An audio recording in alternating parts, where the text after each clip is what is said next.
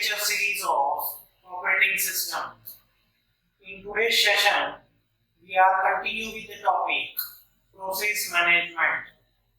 Myself Kunal Punjab, your instructor.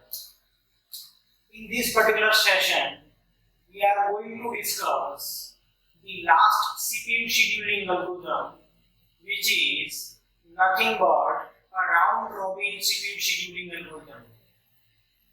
Before going to discuss round-robin CPU scheduling algorithm, we have discussed already 3 CPU scheduling algorithms in previous sessions. One was FCFS, first come first served scheduling algorithm, which was suffers from convoy effect.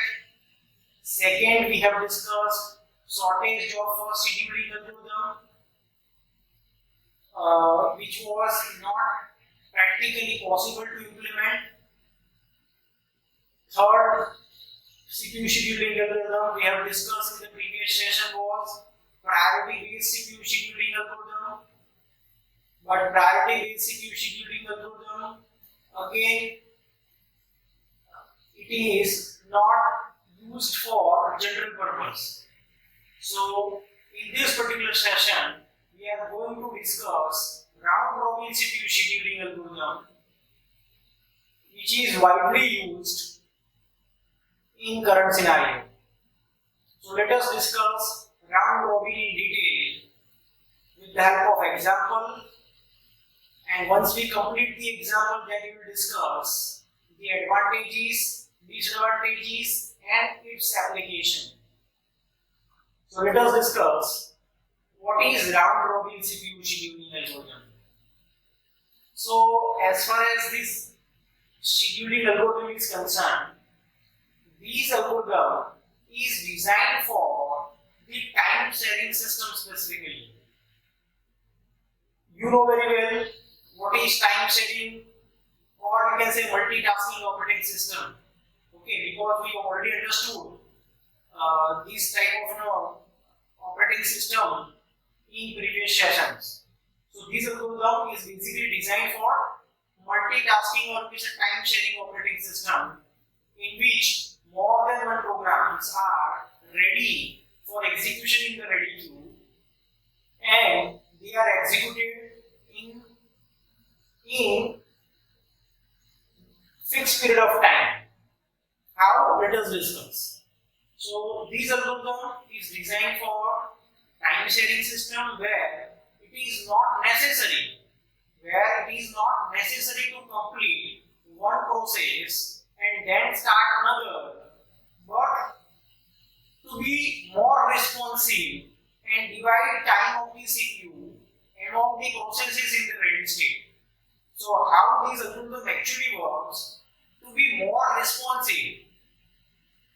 As far as this algorithm is concerned, this algorithm will not talk about average waiting time.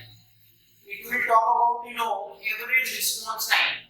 And in terms of response time, this algorithm will work at the top. Okay, how? That we are going to discuss with the help of example. But these things you to keep in your mind. In this case, suppose if we have 5 processes are there in the ready queue, and all the processes are ready for execution, but by having uniprocessor machine, we can execute only one process at a time. That we know very well. Yes, but how this algorithm works, it will provide this a single resource called CPU to different processes in ready queue in such a way that all the processes will have the chance to execute in a CPU in an equal time manner. So it means what? All the processes will be executed in the single resource in a time slot manner. Yes, so means there is a fixed time quantum, or which a time slice is provided so that all the processes will be executed in the CPU for that fixed time period only. So let us discuss. So that is the reason why the response time would be very good in the case of round robin CPU scheduling algorithm, because we are not waiting. The other processes are not waiting to finish the execution of ongoing process, because ongoing process and upcoming process will be executed in the CPU for fixed period of time. Okay, so that is the reason why waiting time is very small. Very small. So that's why we can say that it gives better response time as compared to other algorithms. Okay, so it works in a time division multiplexing. Means what? CPU execution of the CPU is divided into a fixed time slot. So according to time division multiplexing, the process will be given to the CPU for execution. Okay, so here this algorithm is implemented with the help of circular queue data structure. Okay, so as I told you, there are five. Say for example, five processes are there in the ready queue. They are waiting for the resources for execution. So this ready queue, in this particular example, or we can say algorithm, this ready queue would be treated as a circular queue, because we are not finishing, we are not completing execution of a single process and then we are going to give the CPU to the another process. This serial execution is not there in the case of round robin CPU scheduling algorithm. So the ready queue would be treated as circular queue.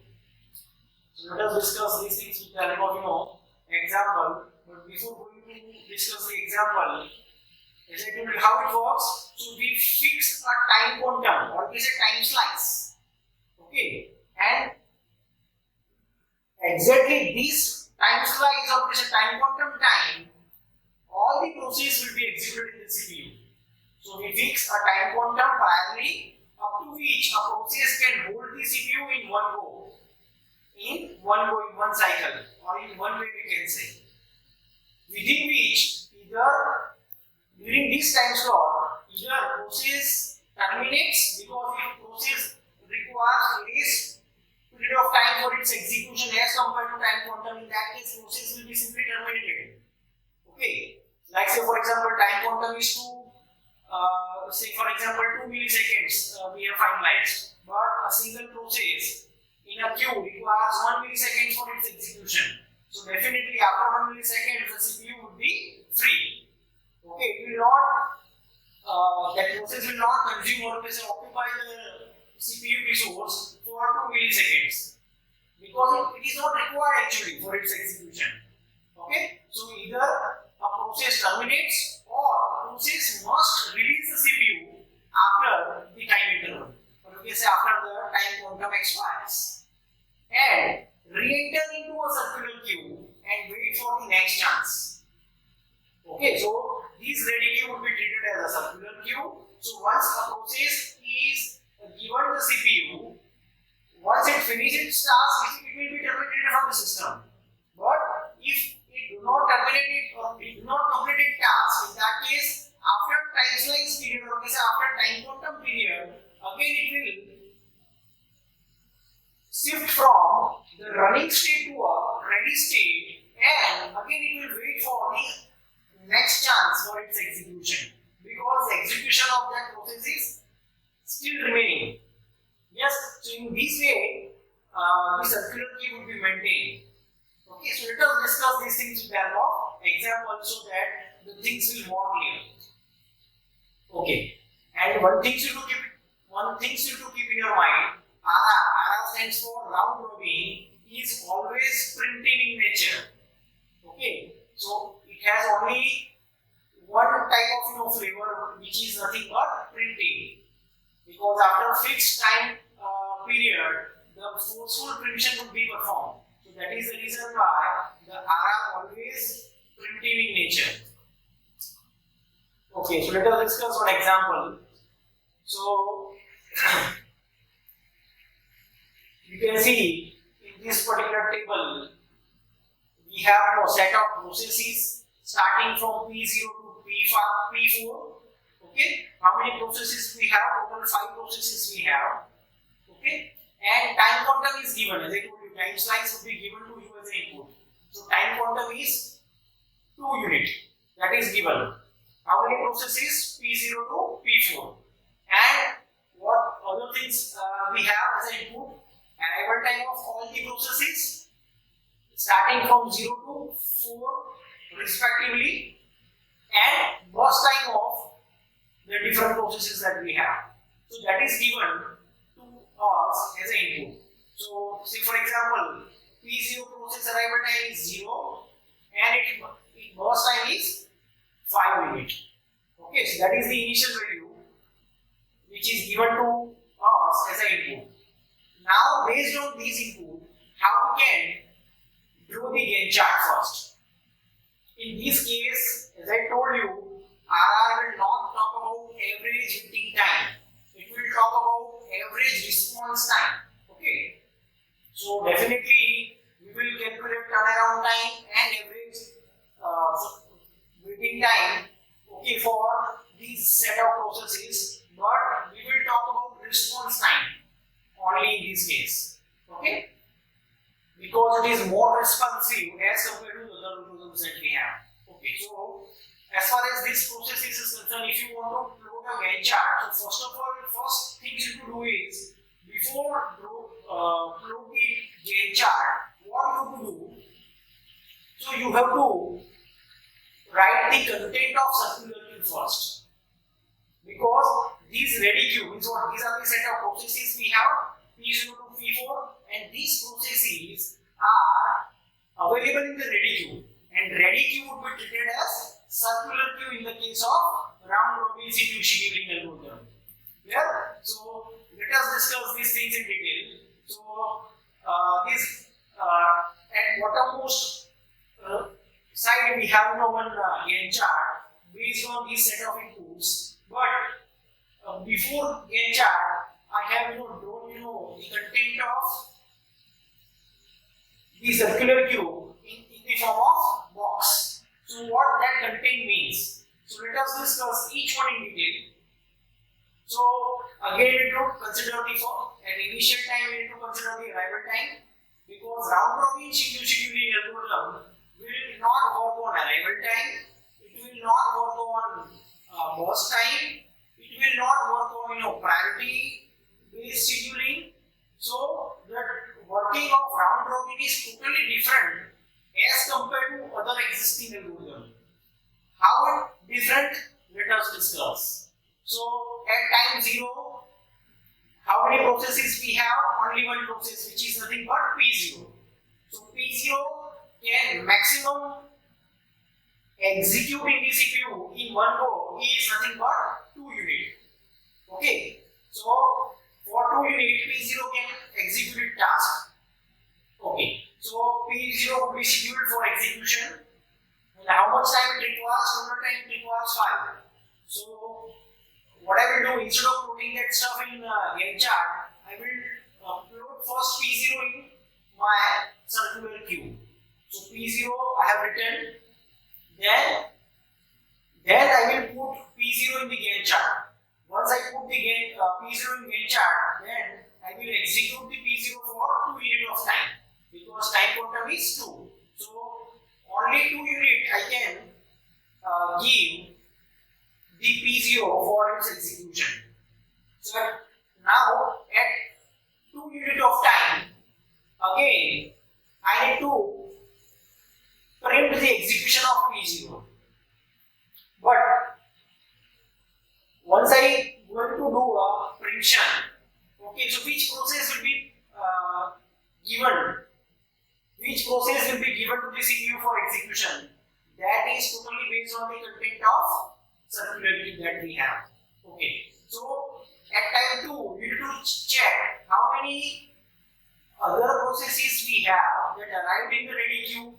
So at time 2, you can see in the table P1 and P2 is already arrived. So what will happen? What would be the content of your circular queue? P0 was the initial content. Now P0 was scheduled and it was executed for 2 units of time. But once it is executed for 2 units of time, now what is the remaining burst time or guess running time of P0? That is nothing but 3. Okay, so still P0 requires 3 units of time for its execution. Means what? The execution of P0 is not yet completed. So P0 needs to again enter into a ready queue. Yes, but where it needs to be added? It needs to be added in a proper place. As I told you, it maintains a circular queue, and according to the circular queue, these processes will be stored in it. So P0, then once it completes its execution of 2 units, then again it will come back to the ready queue or the circular queue. So P0, but at time 2, P1 and P2 already arrived in the ready queue. So P0, then we need to write down P1, then P2, and then P0 will be joined once again in the ready queue. This is very important step that you have to remember. People are doing mistake, okay, in the exam. Like if we have no round robin algorithm, it will be simply work as a circular queue. So all the processes will be treated as a circular queue without considering the arrival time. They are simply doing these things in a round robin fashion strictly. But simultaneously you need to check the arrival time of the different processes as well. Okay, so to avoid this mistake, you need to consider the arrival time as well. Okay, because you need to check at a particular point of time how many processes we have, and according to that, you need to put the processes in a sequence, in a proper sequence in circular queue for execution. Okay, so now P0 will rejoin again in the ready queue. Now which process will start its execution? Now P1 will start its execution because left hand side, my left, you can see that P0 is there in the ready queue, then P1. So this circular queue has 2 ends, you know very well. One is front end and second one is rear end. Front end and rear queue contains 2 ends, front end and rear end. So at rear end we are deleting the elements, and at front end we are getting this insertion of the element. Okay, so what will happen in this case? So I am getting that second element from the circular queue and given it to the CPU for execution. So how much time it requires? P1 requires 3 units of time. So 3 units I cannot give it, yes, because the time quantum is 2. So I will give 2 units of time to P1 for its execution. So remaining time is 1 unit of time. So again P1 needs to be rejoined in the ready queue. Yes, because 1 unit of execution is left in the case of P1. Yes. So P1 will be executed for 2 units of time. Okay. But now at time 4, again you have to check how many processes arrived in the ready queue, P3 and P4. So before entering P1 process, once again in a ready queue, you need to enter P3 and P4 first. So after P0, you need to enter P3, then P4, and then P1 will be rejoined at the end. Okay, in this way you to execute. Now you can see at time 4 all the processes arrived in the ready queue. Now this queue will be strictly follow the circular manner. Now you can go to a loop. Okay, so now P2 would be executed because I am fetching the next element from the queue. So once P1 is executed for 2 units of time, now P2 would be executed for its execution. But P2 requires only 1 unit of time for its execution. So I will give 1 unit of time to P2 only, not 2. Yes, so once it completes its execution, again, then I need to fetch the next element from the ready queue. Yes, which is nothing but P0. So P0, what is the remaining time of P0? 3 units. So again, P0 will rejoin 3rd time in the ready queue. Why? Because 1 unit of time is remaining for its execution. So P0 will be executed in this case for 2 units of time. Okay, and then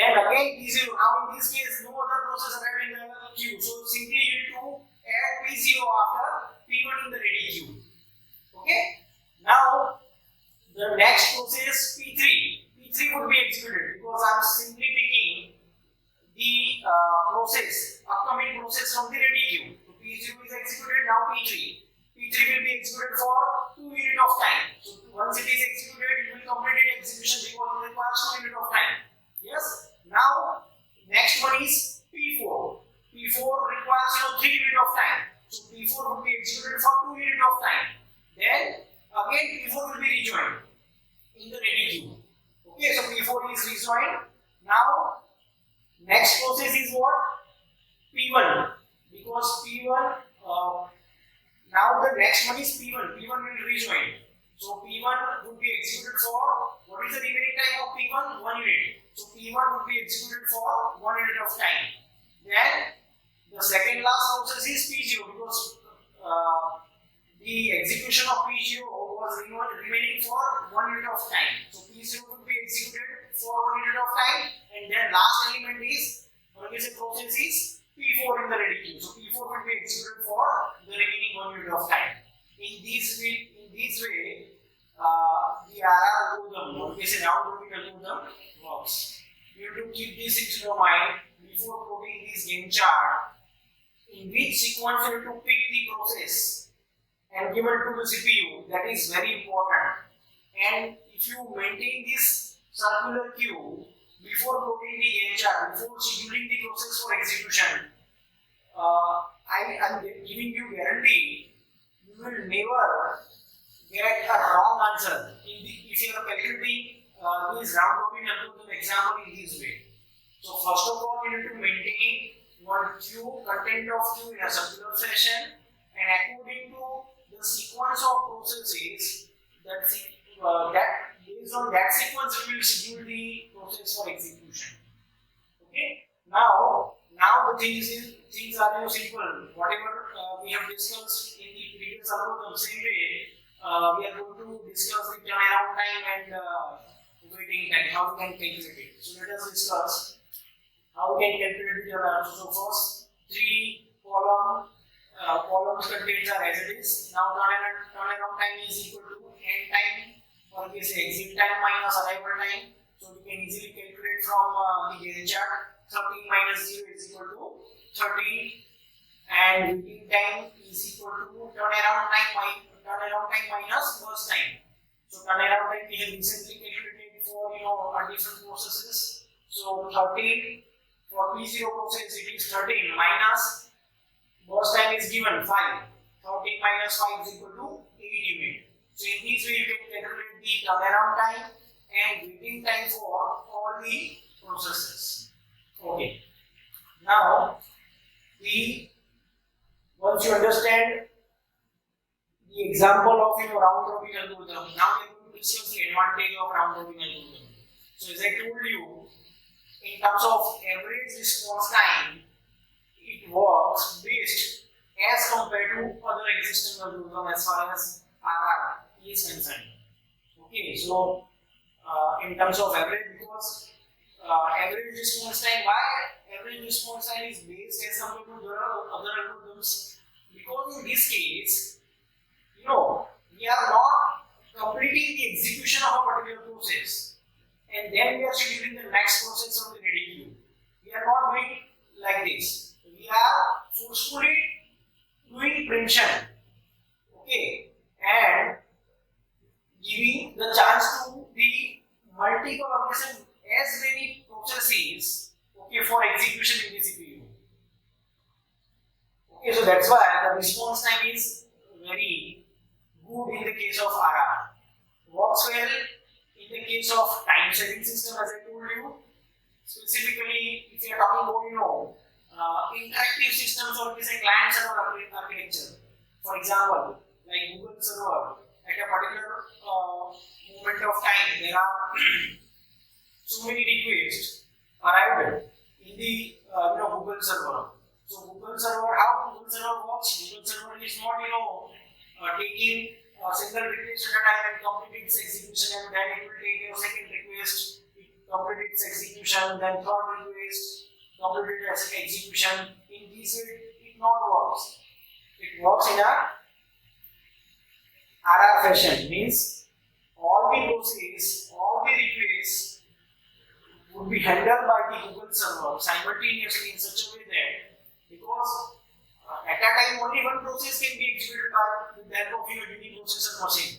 But there is a small time slice which is priorly defined, and according to the time slice, we are executing the different processes. Or we can say we are satisfying the different client requests. So that different clients feel that Google server is responding simultaneously to us.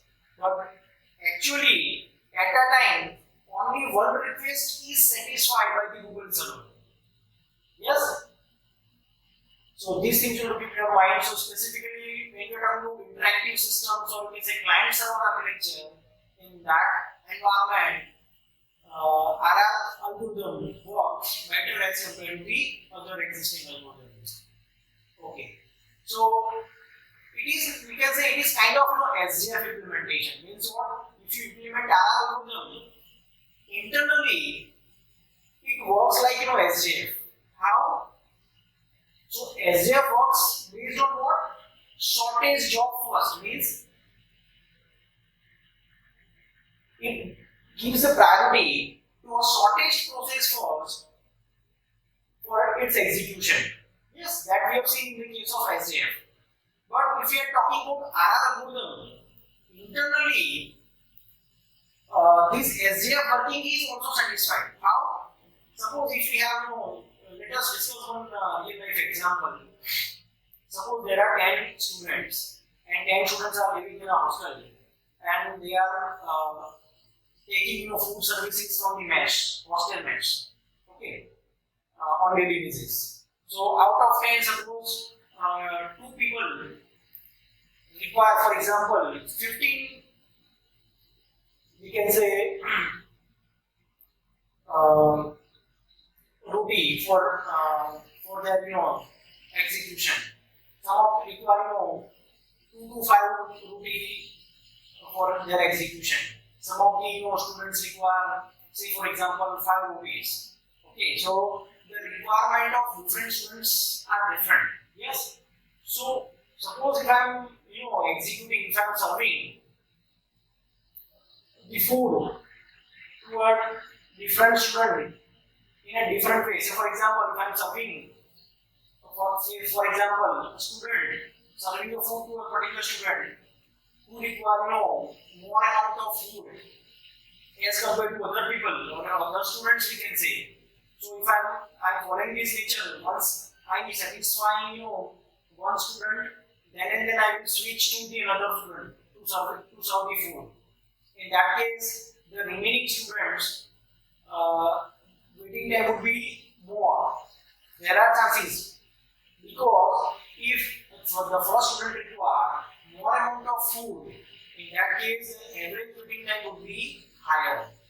But what I will do, I am suppose giving some amount of food to a first student, it requires a more amount of food, but during the execution of the first student, what I will do, simultaneously I will serve some amount of food to the different student as well. Okay, and I will again reach to a first student in a circular fashion. So that what will happen?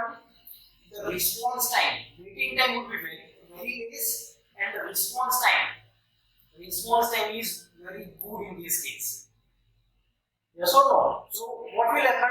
Internally SGF is also satisfied, because for long running process we have some students who require not that much amount of food as compared to other people. Yes, so by having this strategy, those who require small, we can say small amount of food, they can complete their task and out of the system. Yes, or out of the competition by themselves. Yes, so the short running processes would be satisfied first, and long running processes would be still there in a queue. So by having this RR execution, we can simultaneously fulfill the requirement of SJF as well. So that's why the response time is very good in the case of RR algorithm. Now, what are the disadvantages of this algorithm? So, first one is longer process may start. Again, starvation is present. Why? Because in this case, again, processor is biased. Why? Because we are doing forceful prediction in this case according to the time slice value or according to the value of time quantum. So, processor is biased. Whenever processor is biased, definitely in that case, the starvation will be present. Because if, as I told you recently in that example, the long running process may present in the system for a long period of time because there are so many context switching would be performed in this case. Yes, so context switching would be performed more as far as long running processes are concerned. So, if context switchings are more, definitely the utilization of CPU would be less. Because you know very well, we have already understood the context switching concept. Whenever process is doing context switching, so during that context switching time, processor would be idle. So if we have more and more number of context switching, the CPU idle time would be increased gradually. Okay, so it means what? It is nothing but wastage of resources. So it is very important to have one criteria. Okay, so means we need to set appropriate value of time quantum so that it cannot lead to more number of context switch at the same time. Because if you are setting very large amount of or very large size of time quantum, definitely these RR would be converted into first come first serve. Yes, because if you set a big value as a time quantum, context switching would be very less.